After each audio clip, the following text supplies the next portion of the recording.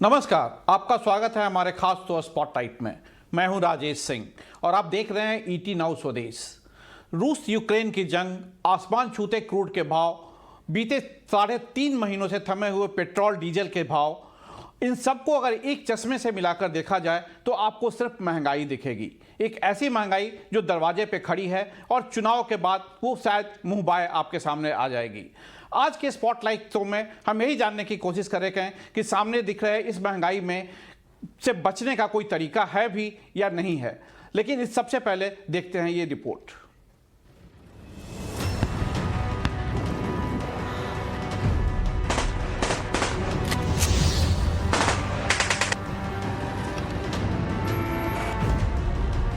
खतरनाक मोड़ पर पहुंच चुकी रूस और यूक्रेन की जंग का खामियाजा सिर्फ ये दोनों देश नहीं बल्कि दूसरे मुल्कों पर भी पड़ने वाला है और उसमें भारत भी शामिल है, क्योंकि कच्चे तेल का ब्रेक फेल हो चुका है और ये $118 तक पहुंच चुका है। इस ग्लोबल फैक्टर के अलावा एक घरेलू फैक्टर भी भारत की ईंधन चिंताओं को बढ़ाने वाला है। वो है देश के 5 राज्यों के चुनाव, जिसकी वजह से पेट्रोल पंपों के मीटर इस समय थमे हुए हैं। बीते 3.5 महीनों से पेट्रोल डीजल के दाम जस के तस हैं। जब चुनाव खत्म होंगे तो तेल कंपनियां धीरे धीरे ही सही लेकिन कीमतों का बोझ कंज्यूमर पर डालना शुरू कर देगी और जो महंगाई रिजर्व बैंक की पकड़ से निकल चुकी है आगे बेलगाम भी हो सकती है। जरा समझ लीजिए कि स्थिति क्यों गंभीर दिख रही है। दरअसल क्रूड के भाव साल 2014 के बाद के सबसे ऊपरी स्तरों पर है। कच्चा तेल पिछले 90 दिनों में 70% तक चढ़ चुके हैं। 5 नवंबर को ब्रेंट क्रूड करीब $83 पर था और आज ही $118 के इर्द गिर्द घूम रहा है। यानी 3 महीने में क्रूड $35 चढ़ चुका है और तेल कंपनियों ने अब तक ये बोझ अपने सिर पर ले रखा है। ऑयलेक्स की माने तो ये $150 तक जा सकता है। गोल्डमैन सैक्स, मॉर्गन स्टैनली और जेपी मॉर्गन ने भी इस पर लक्ष्य बढ़ाए हैं। अमेरिका जापान के रिजर्व से 6 करोड़ बैरल क्रूड जारी करने के बावजूद रूस पर पाबंदियों से सप्लाई की चिंताएं जारी हैं। दूसरी तरफ सऊदी अरब अप्रैल में क्रूड प्राइस रिकॉर्ड स्तर तक बढ़ा सकता है। हालांकि भारत को क्रूड सप्लाई की चिंता नहीं होगी, क्योंकि हमारा सारा इंपोर्ट मिडल ईस्ट, अफ्रीका और नॉर्थ अमेरिका से होता है, जो कॉन्फ्लिक्ट जोन से काफी दूर है। पर क्रूड की बढ़ती कीमत बड़ी चिंता हो सकती है। क्रूड का usages is not very long storage वाला कोई भी इंडस्ट्री में। तो मेरा ये मानना है कि एक लेवल तक काफी कुछ या तो लोगों ने मार्जिन में जो कि दिखाया हुआ है उनके रिजल्ट्स में प्रेशर ले लिया है, या उन्होंने थोड़ा सा प्राइसेस इंक्रीज किया हुआ है, क्योंकि अप टू अ पॉइंट हमारी ये बिलीफ सिस्टम है कि ये इंडस्ट्री न्यूट्रल फैक्टर होते हैं, की रॉ इनपुट्स। आप किसी भी चीज की देख लो, whether it is cotton prices या wheat prices for even a biscuit company, sugar, milk, और उस रीत से क्रूड के चेन में आप चले जाओ, टिपिकली ये इंडस्ट्री न्यूट्रल फैक्टर्स होते हैं। एफिशिएंट कंपनीज ज्यादा अच्छा करती हैं, उनका या तो हेजिंग होता है या उनका सोर्सिंग अच्छा होता है या उनके पास प्राइसिंग पावर होता है और वो बढ़ा लेते हैं। दुनिया में कहीं कोई लड़ाई छिड़ जाए, 2 देशों के बीच कहासुनी हो जाए, सबसे पहला असर क्रूड की कीमतों पर होता है। क्रूड की चाल के हिसाब से कई देशों की आर्थिक लाइफलाइन ऊपर नीचे होती है।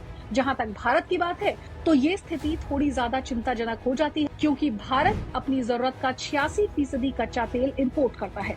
भारत में 9 दिनों का क्रूड ऑयल रिजर्व रहता है और रोजाना देश में 50 से 55 लाख बैरल की खपत है, जिसमें कुल रिजर्व 450 लाख बैरल बनता है। कच्चे तेल के भाव बढ़ने से पेट्रोल डीजल महंगे होंगे और रुपया कमजोर। गुड्स ट्रांसपोर्टेशन बढ़ेगा, यानी दूध से लेकर सब्जी, हर वो चीज जो आम आदमी की जरूरत है वो महंगी होगी।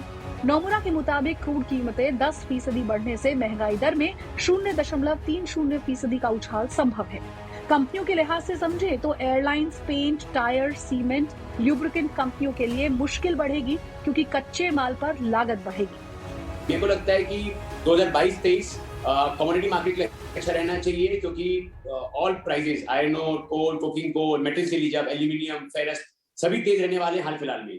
तो मेरे को लगता है कि ये साल स्टील प्लस के अच्छा रहना चाहिए। बट एक दिक्कत जरूर है, क्योंकि जो भी कॉस्ट बढ़ेगी वो कंज्यूमर को पास ऑन करनी पड़ती है, प्लेयर्स को। तो वहाँ डिमांड सप्लाई का खेल जरूर आएगा। तो ये देखने वाली बात रहेगी आगे जाके कि कैसे ये चीजें अब्सॉर्ब होती है मार्केट। महंगाई की दोहरी मार पड़ेगी कोयले और नेचुरल गैस से। इस साल के सिर्फ 2 महीने बीते हैं और उस दौरान ही कोयले की कीमतों में 100% का उछाल आ चुका है, यानी भाव दोगुना हो चुका है। आईसीई कोल फ्यूचर्स $400 प्रति टन के पार है, लेकिन इसमें राहत की क्या उम्मीद है? जर्मनी की कोयले के रिजर्व बनाने की तैयारी है, तो वहीं इटली बंद पड़े कोयले के प्लांट्स को खोल सकता है। इस बीच एशियन प्लेयर्स कोयले के अन्य विकल्प तलाश रहे हैं। कोयला महंगा होने से सीमेंट, मेटल जैसे सेक्टर पर सीधा असर पड़ेगा। वहीं दूसरी ओर महीने भर में यूके और ईयू नेचुरल गैस के दाम 135% तक बढ़े हैं। यूक्रेन के जरिए होने वाले सप्लाई पाइपलाइन डैमेज होने का भी डर है। हमारे देश में यदि 70% पावर जनरेशन जो होता है कोयले से होता है, बट इसमें 90% ऑफ द कोल हमारा डोमेस्टिक कोल होता है।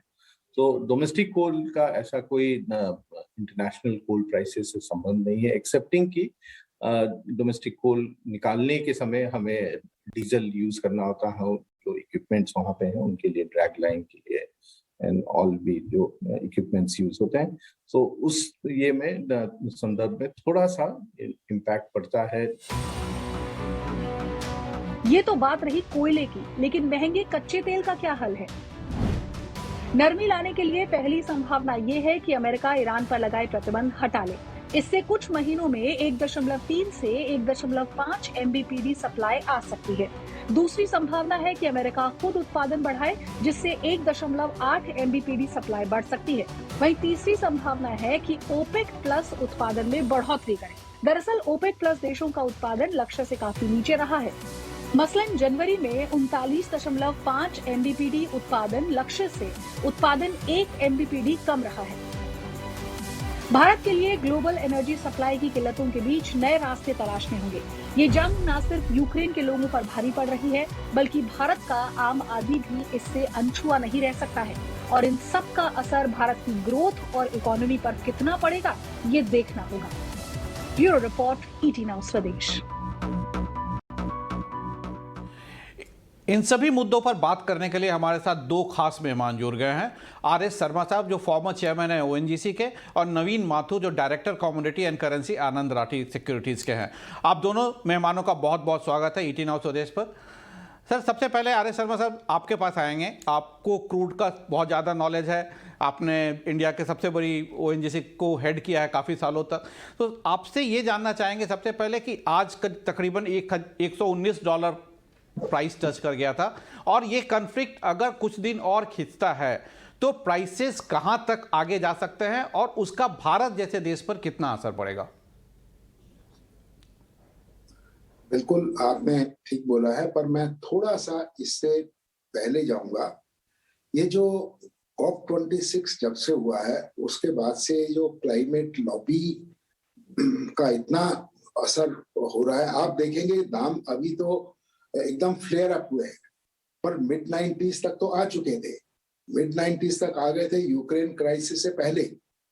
वो क्यों आ गए थे वो समझना बहुत जरूरी है, क्योंकि अभी जो क्लाइमेट लॉबी है वो उसके रहते हुए अभी जो है नई इन्वेस्टमेंट्स फॉसिल फ्यूल्स में नहीं हो रही हैं, कोल में भी नहीं हो रही हैं, ऑयल एंड गैस में भी नहीं हो रही हैं।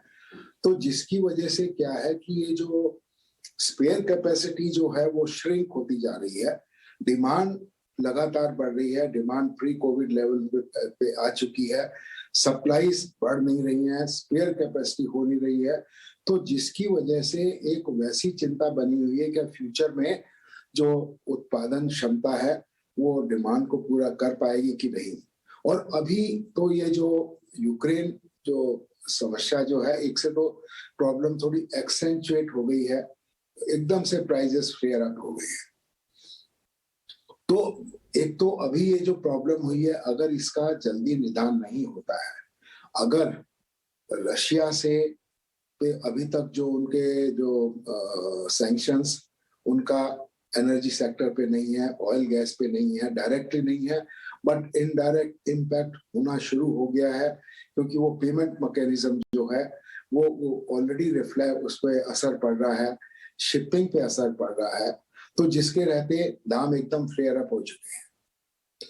अभी अमेरिका ने कुछ अपने वो स्ट्रेटेजिक रिजर्व्स वगैरह रिलीज पहले भी किए थे, अभी भी किए हैं, पर मैं समझता हूँ वो शॉर्ट टर्म सॉल्यूशन है, लॉन्ग टर्म सॉल्यूशन नहीं है। लॉन्ग टर्म सॉल्यूशन तो ये है कि ये जो एक तो ओपेक प्लस जो कंट्रीज हैं वो अपना प्रोडक्शन बढ़ाएं। अभी जो बुधवार को जो मीटिंग हुई उसमें उन्होंने अपना प्रोडक्शन बहुत ज्यादा बढ़ाने का निर्णय नहीं लिया। वो कहते हैं हम वही अपना 400,000 बैरल्स पर डे के हिसाब से हर महीने ही बढ़ाएंगे, जिसके रहते प्राइसेस जो है आपने देखा होगा कि बुधवार को फ्लेयर अप होके 121-22 तक भी पहुंच गए थे। उसके बाद ये हुआ कि शायद ईरान के ऊपर से सैंक्शन जल्दी हटा ली जाएंगी, कुछ स्ट्रेटेजिक रिजर्व्स रिलीज किए जाएंगे, जिससे थोड़ा सा कूल डाउन हुआ है। बट अभी जो हालात बने हुए हैं, ये हालात यही इंडिकेट करते हैं कि आगे आगे जो है हमको और भी ज्यादा मुश्किलों का सामना करना पड़ सकता है। आपने अपने जो ब्रीफिंग में बताया कि हमारा बिल्कुल ठीक कि हमारा 86% हमारा जो है कंजम्पशन वो इंपोर्ट डिपेंडेंट है। तो वो जो इतना महंगा जो दाम होगा उसका अगले हफ्ते जो है कंज्यूमर के ऊपर भी इम्पैक्ट आना शुरू होगा। और अभी तक जो कैमोफ्लेज करके रखा गया है, ये जो सरकारी ये जो marketing companies IOC, HPC, BPC, ये कैसे इतनी अंडर रिकवरीज अपने आप में एब्जॉर्ब कर रही हैं, इसका कैसे सॉल्यूशन आएगा। तो अभी बहुत अनसर्टेनिटीज हैं और ये अनसर्टेनिटी बढ़ती जा रही है। तो मेरा जो पिछले 20 साल का जो भी अनुभव है उसको देखते हुए ये हालात बड़े अनप्रेसिडेंटेड सिचुएशन डेवलप हो रही है। और मुझे अभी समझ नहीं आ रहा कैसे सरकार इसको मैनेज करेगी। एक्साइज ड्यूटी में कुछ और रिलीफ करेगी, ये कंपनियां घाटा अपना और अपने ऊपर लेंगी, या फिर अपस्ट्रीम कंपनी से फिर वो उनको अंडर रिकवरीज के लिए डिस्काउंट दिए जाएंगे, ऑयल बॉन्ड्स दिए जाएंगे। जितने भी इंडिकेशन है इससे यही होता है कि जो है इन्फ्लेशन फ्लेयर अप होगा, हमारे बैलेंस ऑफ ट्रेड पे नेगेटिव असर आएगा, हमारे एक्सचेंज रेट पे नेगेटिव असर आएगा, और इन्फ्लेशन से जो है चारों तरफ महंगाई बढ़ने के अंदेशा है। तो इस वक्त अभी जब हम बात कर रहे हैं तो मुझे तो अभी जो है फ्यूचर सिनेरियो बहुत ऑप्टिमिस्टिक नहीं लगता है, चिंता वाली बात लगती है। आपने ठीक कहा कि काफ़ी अनसर्टेन सिचुएशन है। अगर ओपेक प्रोडक्शन बढ़ाता भी है या ईरान से सैंक्शन हटाई भी जाती है तो कम से कम 2 से 3 महीने लगेंगे फ्रेश क्रूड मार्केट में आने में या उनका सप्लाई बढ़ाने में, क्योंकि वो एक दिन में तो हो नहीं सकता है। तो अब हमारे साथ नवीन माथुर जी भी जुड़ गए हैं। माथुर साहब, आपसे ये जानना चाहेंगे कि इसका, जैसा कि शर्मा जी भी बोल रहे थे कि महंगाई पे काफ़ी असर पड़ेगा, किस किस सेक्टर में ज़्यादा कमोडिटीज़ में आपको लगता है कि इसका डायरेक्ट असर पड़ेगा और किस सेक्टर में इनडायरेक्ट असर पड़ेगा और किस हद तक पड़ेगा? राजेश जी, सबसे पहले तो मैं ये कहना चाहूंगा कि जैसा शर्मा जी ने कहा वो सारी बातें बिल्कुल सही हैं। लगता ये है कि जिस तरह के हालत बने हुए हैं वो कूल ऑफ नहीं करेंगे प्राइसेस को। अभी क्रूड ऑयल, जैसा शर्मा जी ने भी कहा, और वो फैक्ट है कि जो ब्रेंट क्रूड है तकरीबन $121 के आसपास कल ट्रेड करा after I think 8 years high. And अगर आप देखें 2008 में भी जो ब्रेंट क्रूड है वो तकरीबन $147 के आसपास ट्रेड करा था। सो मेरा मानना ये है कि आगे आने वाला जो ट्रेंड है वो डेफिनेटली अभी भी बुलिश ही, तेजी का रुख ही दिखाई दे रहा है। जहां तक सेक्टर्स की बात है, हम सबको पता है कि मतलब कि crude is a basic commodity. It's a kind of an engine for the drive of the economy. Means it is a raw material which drives the economy. चाहे वो ऑटोमोबाइल इंडस्ट्री है, लोग कम गाड़ियां खरीदेंगे अगर क्रूड और पेट्रोल और diesel के भाव बढ़ेंगे तो। Secondly, people would travel less. Airline industry which consumes, aviation सबसे बड़ा क्रूड का एक कंज्यूमर है। तो अगर पेट्रोल और क्रूड के भाव बढ़ते हैं तो ATF जो एयरलाइन इंडस्ट्री यूज करती है उस पर बहुत बड़ा असर आएगा। एयरलाइन इंडस्ट्री अपने आप में अभी जूझ रही है कोविड के पैंडेमिक के वजह से। मतलब कि hospitality industry has taken a biggest hit, I would say, for their revenues and profits. So I think overall जब सबसे ज़्यादा बिल्कुल, मैं आपको रोकना चाहूंगा, बिल्कुल ठीक कर रहे हैं। इस सभी सेक्टर्स पर इंपैक्ट कर रहा है, सिर्फ क्रूड ही नहीं है। कोयले के दाम अगर आप देखिए तो पिछले 3 महीने में 100% लगभग दुगने हो गए हैं। ऐसे में उसका भी डिपेंड, देखिए पावर टैरिफ जो है वो बढ़ेंगे, तो ये सब सरकार के लिए एक बहुत बड़ा चैलेंज है। और आम आदमी पर इसका कितना बड़ा असर पड़ेगा, आपकी क्या मानना है कि इससे डायरेक्ट किसकी चीजों के दाम बढ़ सकते हैं? मेरा ये सोचना है कि बेसिक नेसेसिटी के सारे दाम, मतलब कि जो भी आप यूज करते हैं वो काफी इफेक्ट करेगी। अगर क्रूड के प्राइसेस बढ़ेंगे, एनर्जी प्राइसेस बढ़ेंगे, तो ट्रांसपोर्टेशन कॉस्ट बढ़ेगी, तो इन्फ्लेशन जो है वो काफी हद तक ट्रांसपोर्टेशन कॉस्ट पे भी डिपेंडेंट है। तो मेरे ख्याल से जो WPI इंडेक्स है, CPI इंडेक्स है, वो नंबर्स काफी हद तक तेजी में आएंगे, काफी दुविधा रहेगी आने वाले टाइम पे। जो सेक्टर्स हैं, aviation I would say and the chemical sector would be the biggest, I would say, sufferers from either the energy, which is crude, or the coal prices moving up. अरे शर्मा साहब, And आपके particularly pass steel industry, which uses coal and other things as a raw material, that also, जहाँ पे भी एक energy intensive है वहां पे, क्योंकि आपके पास सब्स्टिट्यूट कुछ नहीं है। मतलब कि आप या तो क्रूड यूज करेंगे या नेचुरल गैस एनर्जी सेगमेंट में, या कोल। तो अब दोनों और तीनों के भाव ये $440 के आसपास हमने देखा भाव 2 तारीख को टच होता हुआ थर्मल कोल का, highest in the history. So I think all time high के आसपास सारे प्राइसेस चल रहे हैं। तो बहुत ही डिफिकल्ट सिचुएशन होने वाली है फॉर द रियल कंज्यूमर। सही कहा कि आप देखिए कि क्रूड जो है वो 11 ईयर हाई पे है, एल्युमिनियम अपने लाइफ हाई पे है, कॉपर अपने लाइफ हाई पे है, जिंक अपने लाइफ हाई पे है, पाम ऑयल जो कि वो लाइफ हाई पे जा गया है, कॉफी, वीट, सबकी कीमतें बढ़ रही हैं। ऐसे में आम आदमी पे सबसे ज्यादा इंपैक्ट पड़ना लाजिब है। तो शर्मा साहब, हम आपके पास आएंगे। आपने कहा था कि सॉल्यूशन सरकार के पास क्या है, ऑयल बॉन्ड इशू करेगी या फिर जैसा अपस्ट्रीम कंपनियों को शेयर करने को बोलेगी। ONGC को आप देखिए तो पिछले 3 महीनों में विंडफॉल गेन हुआ है। आपका क्या ये है कि क्या अपस्ट्रीम कंपनियों से कुछ सब्सिडी लिया जाए या ऑयल बॉन्ड इशू करे, क्योंकि ऑयल बॉन्ड अल्टीमेटली फिर आम आदमी के पॉकेट से ही निकलता है, भले वो 1-2 साल बाद निकले। एक तो मैं कॉम्प्लीमेंट करना चाहूंगा मेरे को पैनलिस्ट नवीन माथुर, बहुत अच्छा एनालिसिस दिया उन्होंने। और जो सारी जो I will come back to your answer, एक बहुत जरूरी चीज है कि अभी ये जो क्लाइमेट जो लॉबी है, अभी इनफैक्ट अभी जो बुधवार को जो ओपेक की जो ओपेक प्लस की मीटिंग हुई, उनके सेक्रेटरी जनरल मिस्टर बार्किंडो, उन्होंने स्टेटमेंट दी है कि ये जो climate lobby has put a siege on the oil industry. मतलब वो इतना जबरदस्त उन्होंने लॉबी क्रिएट किया हुआ है। ना तो लेंडर्स ऑयल प्रोडक्शन के लिए कुछ वो फंड्स देते हैं, सॉवरेन फंड्स उनको पैसा नहीं देते हैं। जो कंपनियां, तेल कंपनियां, कोल और ये वगैरह से डील करती हैं, उनको अपना कुछ फंड्स रेज करने हो, बिल्कुल हो नहीं पा रहे हैं। तो इस किस्म का जो सीज जो किया हुआ है, ये अच्छा नहीं है। इसके रहते जो है, और ये बात सही है कि जो बिल्कुल हम भी चाहते हैं कि ये जो नेट जीरो टारगेट वगैरह होना चाहिए, और ये रिन्यूएबल्स को, ग्लोबल वार्मिंग को कंटेन करना है, रिन्यूएबल्स को हमें प्रमोट करना है। बट अनफॉर्चुनेटली उनका बेस लोड इतना कम है कि वो ये जो है एनर्जी की जरूरतें पूरी नहीं कर पाएंगे। और जैसे सही बताया नवीन ने भी, जो energy is the prime mover for all economic activities. अगर एनर्जी नीड्स पूरी नहीं होती है या महंगा होता है, तो आप ये समझ के चलिए कि रिसेशन दूर नहीं है। जितने भी अभी इंडिकेशन है, सब रिसेशन के। तो हमने जो भी अपने जीडीपी ग्रोथ के जो सिनेरियो फ्यूचरिस्टिक बनाए हैं, अनफॉर्चुनेटली उस पर बहुत नेगेटिव इम्पैक्ट आने वाला है।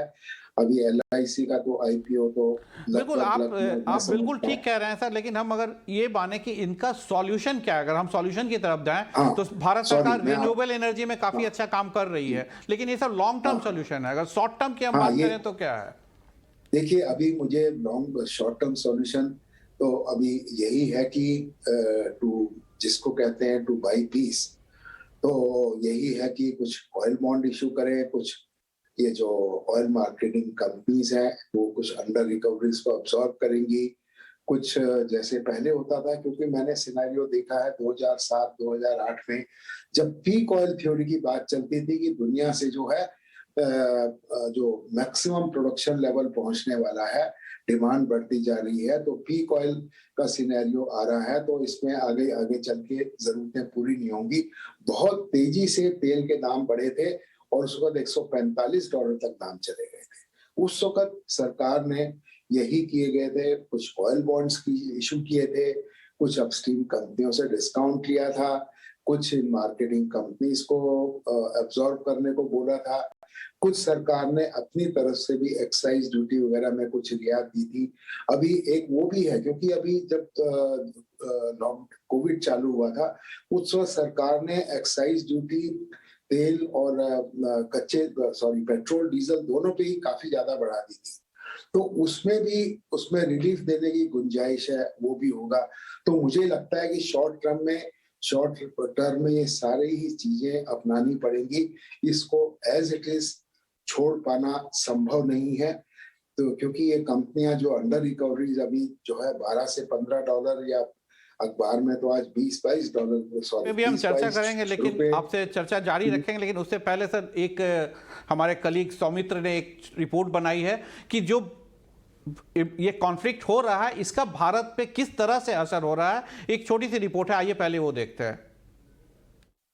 कोल प्राइसेस अपने रिकॉर्ड हाई पे है। अगर हम ग्लोबल कोल प्राइसेस देखते हैं तो करीब $400 प्रति टन पर पहुंच चुके हैं, और इसके पीछे का कारण जो है वो है रशिया यूक्रेन में होने वाली वॉर की वजह से एक ग्लोबल सप्लाई डिसरप्शन हो सकता है, और उसी कारण ये जो कोल प्राइसेस है वो $400 पे पहुंच चुके हैं। अब रशिया करीब 19% ऑफ ग्लोबल कोल सप्लाई करता है, और ये प्राइसेस बढ़ने की वजह से जो ग्लोबली कोल के प्राइसेस बढ़े हैं उसके वजह से जो डोमेस्टिक कोल का डिमांड है वो काफ़ी बढ़ चुका है, और इसी कारण आगे चलते डोमेस्टिक कोल के प्राइसेस भी बढ़ सकते हैं। अब डोमेस्टिक कोल के प्राइसेस अगर बढ़ेंगे तो इसका इम्पैक्ट पावर प्रोड्यूसिंग कंपनीज पे आएगा, क्योंकि जो पावर प्रोड्यूसिंग का कॉस्ट है वो भी बढ़ सकता है आगे जाके। और अगर हम देखते हैं फरवरी में तो जो कोल स्पॉट पावर प्राइसेस थे वो ₹20 पर यूनिट पे पहुंच चुके थे, जो कि अपने हाई पे है, और आगे जाके भी वो इतने ही एलिवेटेड लेवल्स पर रह सकते हैं। अब अगर क्रूड की हम बात करते हैं तो ये पूरे हफ्ते में क्रूड में करीब 14% का ग्रोथ देखने को मिला है, और इसके पीछे का कारण भी रशिया यूक्रेन वॉर की वजह से होने वाले सप्लाई डिसरप्शन ही है। अब अगर ये क्रूड का इम्पैक्ट अभी तक इंडिया पे देखने नहीं मिला है, क्योंकि जो रिटेल फ्यूल प्राइसेस है पेट्रोल और डीजल उसमें अभी तक कोई भी चेंजेस नहीं हुए हैं, और ये चेंजेस शायद मार्च 7 के बाद से हो सकता है। मार्च 7 को लास्ट वोटिंग डे है यूपी इलेक्शंस का, और उसके बाद से शायद रिटेल फ्यूल प्राइसेस चेंज हो सकते हैं और क्रूड प्राइसेस बढ़ने का इम्पैक्ट तब से महसूस हो सकता है। अब कौन से सेक्टर्स पे ये एनर्जी प्राइसेस बढ़ने का इम्पैक्ट देखने को मिल सकता है? पहले तो सीमेंट आते हैं, फिर स्टील, एल्यूमिनियम और पावर जनरेटिंग कंपनीज जो है इनका एक इम्पैक्ट इनके कॉस्ट ऑफ प्रोडक्शन पे एक इम्पैक्ट देखने को मिल सकता है। उसी साथ टायर, पेंट और लुब्रिकेंट मैन्युफैक्चरिंग कंपनीज पे भी इम्पैक्ट देखने को मिल सकता है, और जो एयरलाइन कंपनीज है उनके लिए भी फ्यूल कॉस्ट एक मेजर कॉस्ट होता है, और इनके फाइनेंशियल्स पे भी इसका इम्पैक्ट देखने को मिल सकता है। तो ये सारे कंपनीज के जो कॉस्ट ऑफ प्रोडक्शन है, ये सारे सेक्टर वाले कंपनीज के जो कॉस्ट ऑफ प्रोडक्शन है वो बढ़ सकते हैं एनर्जी प्राइसेस बढ़ने के कारण, और उनके फाइनेंशियल्स पे इसका इम्पैक्ट देखने को मिल सकता है। चलिए हम चर्चा को जारी कर सकते हैं। आर.एस. शर्मा साहब, हम आपसे ये जानना चाहेंगे, जैसा कि सौमित्र ने बताया था कि जो इलेक्शन के चलते क्रूड के पेट्रोल डीजल के दाम नहीं बढ़ाए जाएंगे, जो लास्ट प्राइस रिवीजन हुआ था वो 5 नवंबर को हुआ था। उस समय क्रूड की कीमत $83 थी, आज ये $118-120 के लगभग पहुंच गई है। आज के दिन में अगर उसको हम रेक्टिफाई करते हैं टर्म में, तो अगर सरकार को प्राइस बढ़ानी पड़ी तो पेट्रोल और डीजल के दाम कितने बढ़ सकते हैं? अपने कैलकुलेशन से आप बता सकते हैं?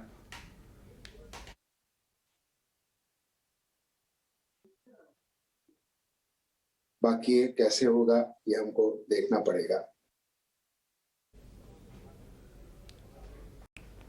शर्मा साहब, मैंने आपसे ये पूछा था कि क्रूड के दाम 5 नवंबर से लेकर अब तक $83 से बढ़ के $118-120 हो गए हैं। अगर उस प्रपोर्शन में पेट्रोल डीजल के दाम बढ़ाए जाएं, जो कि इलेक्शंस के चलते नहीं बढ़ाए जा रहे हैं, तो वो पर लीटर कितना इम्पैक्ट आएगा? वही मैं बता रहा था, 15 से 20 रुपए तक का इस पे इम्पैक्ट आ सकता है। तो ये काफी बड़ा इम्पैक्ट है। माथुर साहब, हम आपके पास इसको कैसे मैनेज करेंगे वो देखना है। और राजेश जी, अभी 6:30 से मेरा वो आपका दूसरा ET नाउ पे है, वो बार मुझे कॉल कर रहे हैं, तो अगर ये जल्दी वाइंड अप कर सके तो। बिल्कुल सर, बहुत जल्द हम अगले 1-2 मिनट में खत्म करेंगे। माथुर साहब, हम आपसे ये जानना चाहेंगे कि क्या अगर सरकार 15 रुपए प्रति लीटर तक पेट्रोल और डीजल के दाम बढ़ाती है, तो इसका अगर हम देखें आम आदमी पे यूज होने वाले कमोडिटीज पे जो कि हम बताए हैं, चाहे वो मेटल्स हो, पेंट्स हो, वीट हो, राइस हो या ट्रांसपोर्टेशन हो, इस पे कितना % का असर पड़ सकता है, वो कितनी महंगाई बढ़ सकती है? राजेश जी, डिपेंड करता है किस इंडस्ट्री में ये हम देख रहे हैं। हर एक इंडस्ट्री का अलग फैक्टर होगा। जैसे aviation industry uses around 40% of their raw material as crude oil, मतलब कि उनके लिए क्रूड ही सबसे बड़ा एक एक्सपेंस है।